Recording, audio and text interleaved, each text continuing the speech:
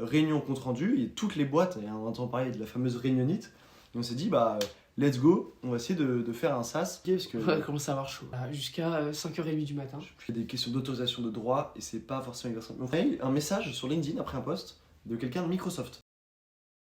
Bonjour à tous et bienvenue dans cette nouvelle vidéo de Midcap. Je suis accompagné de Thibaut. Salut à tous. Et aujourd'hui, on va vous raconter l'histoire de Midcap, comment on a eu l'idée, le développement de l'application, etc., etc. On va vous raconter tout dans cette vidéo. Voilà, en gros, on trouvait ça intéressant de partager un petit peu de l'expérience. Il y avait quelques personnes qui lui avaient demandé un petit peu, tiens, comment ça se passait. Et du coup, on s'est dit, pourquoi pas faire une petite vidéo où on explique les différents steps par lesquels on est passé. Donc là, aujourd'hui, on est le 12 juillet. Donc ça fait un tout petit peu moins de 3 mois que Midcap existe. Demain ça fera 3 mois. Demain, ça fera 3 mois. Et du coup, c'est partager un petit peu ces trucs-là. Et si jamais aussi vous avez des questions, n'hésitez pas à les mettre. Comme ça, on sera hyper content d'y répondre. Et on trouve ça cool de partager un petit peu parce que ça montre les difficultés, les challenges, pourquoi l'app elle est comme ça aussi aujourd'hui, les différentes évolutions. Donc on trouvait ça cool et on va peut-être commencer juste par commencer à rencontrer, c'est peut-être un truc... Ouais, et alors on s'est rencontrés donc en école de commerce, donc juste après le bac on s'est rencontrés en école de commerce de Grenoble. Voilà, on était dans la même classe tout simplement. Après pour notre master on a fait les decks et voilà on a eu pas mal de projets ensemble. On a fait, c'est pas notre premier projet en commun. Ouais, on avait déjà fait des petits trucs plutôt e-commerce, des projets de groupe aussi d'entrepreneurs à Grenoble. On avait regardé pour faire le Ulsprice pour ceux qui connaissent. Des petits trucs comme ça à gauche, à droite. On avait fait chacun nos projets. En fait, après, on s'est un petit peu séparés pendant genre, 2, 3, 4 ans. 4 ans 2 ans, c'est le 2 ans. 2 ans. Et du coup, en fait, c'est ça. On s'est envoyé un message, on s'est appelé. On a bossé 3 semaines à peu près ensemble sur un petit projet annexe. Vous entendrez sûrement parler dans quelques mois. Sur lequel qui est en gestation en ce moment. Et en fait, on a hyper bien bossé ensemble. Et on s'est dit, c'est hyper cool de ce qui s'est passé. Il y a eu un petit temps mort sur le projet, puisqu'on était en attente d'un fournisseur sur un truc. On s'est dit, comme on a nous deux de l'intérêt pour un SaaS, pourquoi est-ce qu'on n'essaie pas de créer un truc? Et là, Guillaume, toi, tu dis, j'aimerais bien faire un truc pour la prise de notes. C'est là où tu as rebondi. C'est ça, parce que moi, je sortais en fait d'un stage. Donc, j'étais chez EY en conseil en transformation financière. Et en fait, moi, j'ai eu full réunion et des comptes rendus à écrire assez souvent. Et c'est des comptes rendus qui étaient hyper galères à faire parce qu'en fait, c'est des réunions qui parfois duraient 1h30, 2h, 2h30. Et de faire un compte rendu concis à partir de ça, c'était hyper galère. Ça prenait un temps de malade à chaque fois. Et je me suis dit, mais attends, avec les taux, les TJN, donc les taux journaliers moyens qui étaient à facturer aux clients par EY, je me suis dit, mais c'est hallucinant qu'il n'y ait pas un bon truc qui permet d'automatiser ça. Et du coup, là, ça tilt. On se dit, putain, mais prise de notes, réunion compte rendu, et toutes les boîtes, et on entend parler de la fameuse réunionnite. Et on s'est dit, let's go, on va essayer de faire un SaaS qui permet, avec l'IA, parce que forcément expansion de l'IA aussi en ce moment, de faire un SaaS qui permettrait de faire des comptes rendus de réunions, sachant que on ne savait pas coder du tout. Non. Voilà. Et du coup, ce truc-là, cet appel, parce qu'on était en distance, parce qu'il faut savoir qu'on bosse pas toujours ensemble aussi, en fait on se voit pas tout le temps. Cet appel, c'était le 13 avril. Voilà. Donc c'est là le jour, la naissance de Midcap, 13 avril 2023. Du coup, on s'était donné quelques petites guidelines, comme ça on voulait partager aussi les objectifs. Voilà. Parce qu'on fonctionne pas mal par objectif en se disant, ok, let's go, semaine prochaine, il faut que ça soit fait, etc. On s'était dit, le dimanche 16 avril, au soir, donc le 3 jours après, il fallait que la base du site soit faite, que l'email, le nom de domaine, etc. se soit fait. Voilà, le base du site pour la landing page, voilà, pas l'application en soi. Parce que ça, l'application, c'était le 28 avril. Donc on s'était laissé 2 semaines pour faire un MVP fonctionnel. Voilà, vraiment. On s'est dit 2 semaines parce qu'en fait, il faut savoir que, parce que ça me pose la question, Midcap, en fait, il y a une app, c'est pas directement dans notre site. En fait, le site redirige vers une app. C'est-à-dire que c'est 2 interfaces qui sont différentes. Donc voilà, c'est donné 28 avril, objectif MVP fait et fonctionnel. Ensuite, le 5 mai, on voulait avoir eu au moins 10 testeurs, 10 bêta-testeurs. Et pour chacun de ces bêta-testeurs, on s'est dit, il faut vraiment qu'on les appelle et qu'on fasse un petit truc avec eux, dire ce que vous avez aimé, pourquoi, oui, non, etc. Savoir si ça a fonctionné. Parce que entre l'idée et quand nous on teste et quand la personne teste, c'est jamais pareil. Ensuite, l'objectif est 31 mai. 31 mai, ouais. Avoir le premier client. Voilà. Ouais, on s'était donné ça en deadline, donc en 1 mois et demi, avoir le premier client. On l'a eu, le premier client. On l'a eu un peu après. Ça, c'est un objectif, on va revenir après, mais on l'a pas atteint. Voilà. Parce que là, il faut se dire qu'en 1 mois et demi, on s'était dit créer le nom, toute la base, créer le site, créer l'app, tester, avoir des bêta-testeurs et avoir une première personne qui paye pour un outil qu'on aurait créé de A à Z, c'était pas forcément évident. Et surtout qu'au début, bah, et c'est comme je pense que chaque fois qu'on crée une boîte, on se dit bah ça c'est faisable, c'est faisable, c'est faisable. Et en fait, on se rend compte, alors, boum, on se prend une barrière, 2, 3, Voilà, 4, c'est ça. En fait, et ça te ralentit quoi. vraiment, depuis le début, ce qu'on fait, c'est qu'on développe l'application, on va voir des gens pour qu'ils le testent, ils nous font des retours, on retourne développer l'application, on retourne voir des gens, etc. On fait comme du ping-pong. Et c'est comme ça qu'on a amélioré très rapidement l'application. Ouais.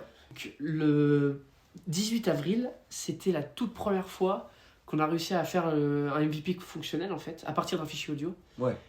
Donc Très petit, enfin vraiment MVP, tout petit. voilà, un petit MVP, mais MVP quand même. Donc au bout de 5 jours, on a bien mis une journée à savoir sur quoi on allait développer l'application, parce que du coup, comme on code pas de tout de A à Z, fallait une plateforme no code.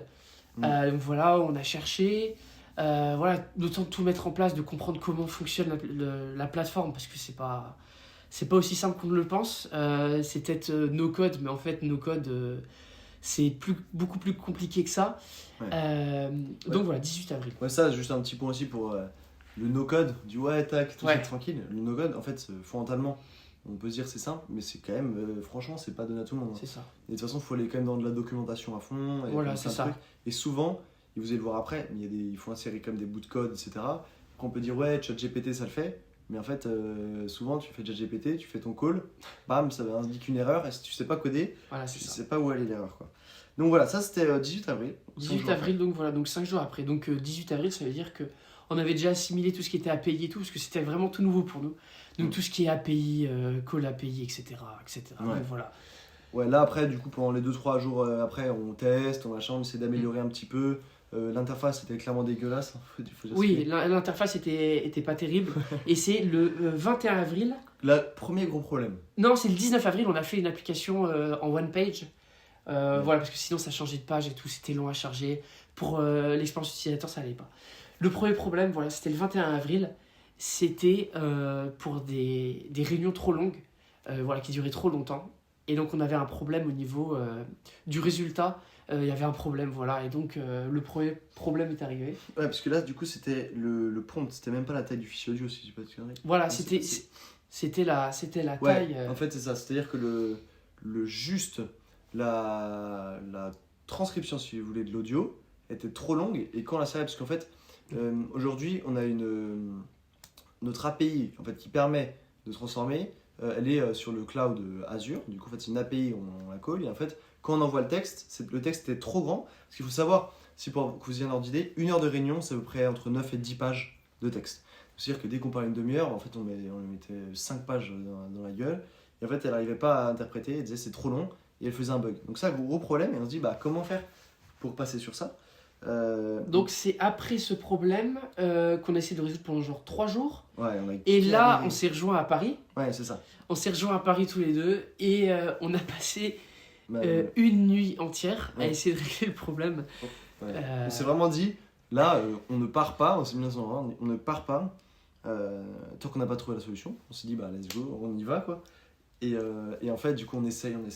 Voilà, jusqu'à 5h30 du matin. Je sais plus quelle heure, ouais. Ouais, il devait être 5h ou 5h30. Et là, on s'est dit, on va contacter des gens qui sont Ouais. plus... Parce qu'on se dit, mais attends, si on n'arrive pas, qui est-ce qu'on contacte? On regarde vite fait dans nos proches. Bah, comme on est directement. Nous, il n'y a pas trop de gens qui connaissent un petit peu. On s'est dit, bah, on va essayer d'utiliser le réseau d'école. Parce qu'on dit souvent, ouais, la puissance du réseau. Du coup, on va sur les réseaux, du coup, l'EDEC. On envoie, on cherche des spécialistes de l'outil. Et là, on tombe sur un mec qui est vraiment spécialiste, qui s'appelle Donatien d'Ombre, du coup. Et on lui envoie un message, je sais pas quelle heure du mat, enfin quelle heure il était, il était 3h. Ouais, c'est ça. Pendant la nuit. Et on lui dit, bah voilà, on a un problème, on lui explique le problème, parce qu'on avait cherché de partout. La documentation, les vidéos, les trucs, partout. Et on avait rien trouvé. Et du coup, on lui dit, bah on a ce problème-là. Et on lui envoie un mail, est-ce que tu peux nous aider? Et après, à 5h, on dit, bah là, c'est plus possible. Ouais, On on n'en pouvait plus. On pouvait plus. Voilà. Et du coup, on est rentré. Et on s'est dit, là, c'est mort. Et donc, c'était assez fatigant. Et là, 2 jours après, 2 jours après, réponse. boum, réponse. Mail, on voit Donatien et on se dit, bon, j'espère que c'est positif. Et il nous dit, ok les gars, chaud pour vous aider. Là, on fait, ça c'est incroyable. On était tellement refait. Et donc voilà, on a réglé le problème, le premier gros problème Ouais, c'est qu'on ça. a eu en tout cas. C'est comme ça qu'on l'a réglé. Ouais, en Voilà. fait, il a fallu juste qu'on coupe, qu'on séquence tous les X tokens, donc Voilà. caractères si vous voulez, pour en fait, si par exemple il y a 10 pages et qu'il peut ingurgiter que 2 pages, ben, en fait, bah, toutes les 2 pages, en gros, tu splits. Et du coup, on a envoyé plusieurs requêtes. Voilà, donc ça c'était trop cool. Ensuite, après ça, du coup, ça nous a débloqué. Ça a permis de qu'on reparte sur plein de petites améliorations à gauche à droite. Voilà. Des trucs sur l'UI, l'UX, voilà, des petits trucs de wording, corriger plein de coquilles qu'il y avait partout, forcément. Donc le 8 mai, on a mis l'application responsive sur mobile, parce que pour l'instant c'était que pour les ordinateurs. Donc là c'était, on l'a rendu disponible pour les téléphones. Et c'est ce jour-là qu'on a officiellement lancé Midcap, un peu des testeurs qu'on connaissait pas, parce qu'avant on faisait tester plus à notre famille, etc. Et là c'était vraiment le lancement officiel de Midcap, c'était le 9 mai. Voilà, de l'idée au lancement officiel, donc voilà, il y a à peu près un peu moins d'un Un tout mois. petit peu moins d'un mois, ouais, c'est Voilà. ça. On s'est dit quick and dirty. On a Voilà, regardé exactement. des vidéos de Y Combinator, là, c'est intéressant. Le mec, le directeur de, je crois, de Stripe, je sais plus quoi, il avait lancé, ou de Airbnb, il disait que c'était un truc dégueulasse. On s'est dit, bon, c'est pas grave, quitte à se faire clasher. Et en fait, c'était une plutôt bonne chose, hein, Ouais, parce Ouais, qu'on a commencé à mettre sur LinkedIn. On n'a pas mis d'ads, pas du tout. On a vraiment juste mis LinkedIn. Et ça a fait quand même déjà pas mal d'utilisateurs dès le début. Enfin, ouais, pas mal, tout est relatif, mais peut-être ouais, avec une cinquantaine, quoi. à peu près. notre petit réseau sur LinkedIn, parce qu'on Ouais. n'était pas trop sur LinkedIn. Ouais, c'est Là, on essaye d'être un peu plus. Thibaut plus que moi, mais voilà. Du coup, voilà. Du coup, lancement 9 mai. Premier utilisateur, là, on met pas la famille, c'était comme une fierté, parce que c'est con, on en parle pas Oui, trop. oui, Mais c'est vrai que c'était sans la famille, ça. ouais, c'est quand même hyper plaisant de se dire qu'il y a des gens que tu connais pas, qui essayent un truc et qui ils font des retours. Enfin, c'est assez satisfaisant. Ensuite, 11 mai, si tu veux parler de ce problème, qui était quand même vraiment celui-là, on a bien galéré. Ouais, Avec le pour les tailles de fichiers, parce que en fait, voilà, des gens mettaient des fichiers de plus de 25 MO, et en fait, ça passait pas dans l'API. On disait qu'il fallait faire des serveurs en Python. Voilà, il faut faire des serveurs en Python pour pouvoir splitter En fait, les fichiers. L'envoyer dans le serveur Python, il le split, il le renvoie. Enfin, Voilà. une galère. Une galère. Et en fait, on a cherché, on a trouvé une autre API qui permet en fait, voilà, de mettre qui est exactement la même technologie, encore plus sécurisée, et qui permet du coup de mettre des fichiers de plus gros volume. Et donc c'est comme ça qu'on a réglé ce problème. On l'a réglé en une journée au final, hein. Peut-être plus, Ouais. mais en tout cas vraiment à partir du moment où Mais- vraiment on a commencé à trouver un peu la solution, on a mis une journée. Ouais, mais je crois que le problème était encore plus gros. Enfin, là, on a commencé à se dire, putain, c'est compliqué parce que. On a commencé à avoir chaud. Ouais. Ouais, on a commencé à avoir un peu chaud. Mais voilà, du coup, ça s'est corrigé. Toi, celle-là, c'est vraiment Guillaume qui a réussi à trouver un truc de ouf. Parce que c'était quand même plutôt bien caché. Ouais, bon, j'ai trouvé sur Twitter. Voilà, pour Ouais, ceux que ça intéresse, j'ai trouvé la solution sur Twitter. Il y a un gars qui en a Un parlé. truc, c'était quelques jours avant. Enfin, bon. Le 20 mai, le PDF. Le 20 mai, on a voulu implémenter en fait, voilà, une fonction qui permettait aux gens de mettre leur PDF et ça leur faisait un résumé de leur PDF. Donc ça marchait bien sur les PDF où il n'y avait que du texte.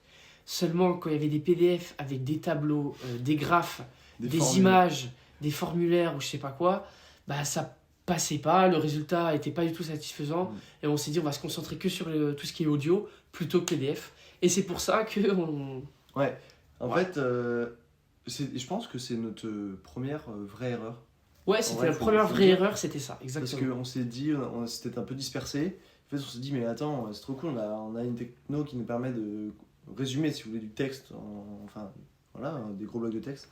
Et en fait, il y a des mecs qui ont commencé à mettre peut-être qu'ils se reconnaîtront, des PDF de 400 pages avec des formules, etc. Et ils commencent à nous dire, je comprends pas, ça lit pas nos formules, etc. On a commencé à dire, oh là là, on s'engage dans un Ouais. truc trop compliqué. On est allé sur les PDF parce que personne, les utilisateurs, nous ont demandé de faire ça. On s'est pas réveillé un matin, on s'est dit on va aller partout. Non, non, on a écouté Ouais. les gens, ce qu'ils ont dit. En fait, il faut écouter certains trucs, mais d'autres parfois, Voilà, il y a des personnes c'est ça. qui nous demandaient par exemple le débit de parole, combien de mots par minute. Bah, ça, enfin, fondamentalement, ok, il faut écouter les clients à fond, c'est ce qu'on fait tout le temps, mais il y a certains trucs, il faut pas les écouter. La PDF en l'occurrence, ça reviendra peut-être plus tard.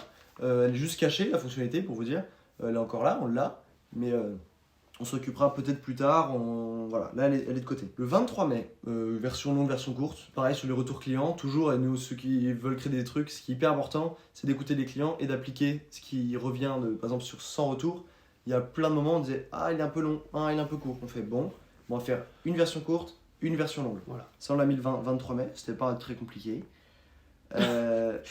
C'était pas très compliqué. C'était plus compliqué que ça.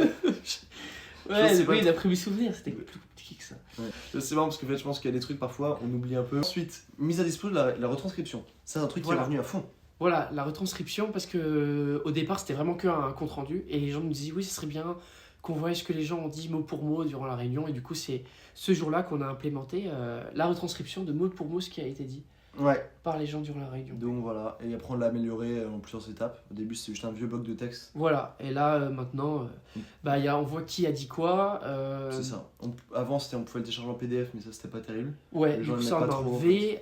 Et aussi, maintenant, il y a les ponctuations. Et avant, il n'y avait pas les ponctuations. Donc, on a rajouté les ponctuations, ce qui est beaucoup plus agréable.